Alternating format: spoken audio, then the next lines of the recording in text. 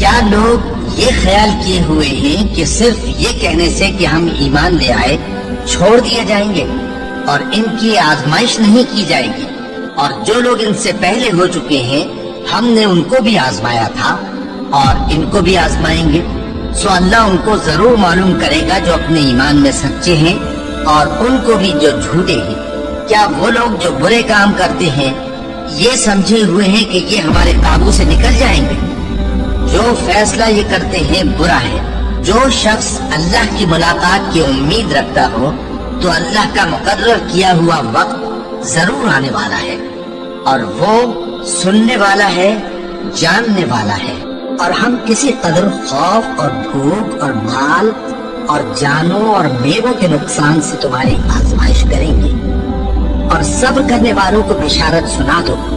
کہ ان لوگوں پر جب کوئی مصیبت واقع ہوتی ہے تو کہتے ہیں کہ ہم اللہ ہی کا مال ہیں اور اسی کی طرف لوٹ کر جانے والے ہیں۔ یہی لوگ ہیں جن پر ان کے پروردگار کی عنایتیں ہیں اور خصوصی رحمت بھی ہے، اور یہی سیدھے رستے پر ہیں۔ اور اے پیغمبر، ہم نے تم سے پہلے کسی آدمی کو بقائے دوام نہیں بخشا،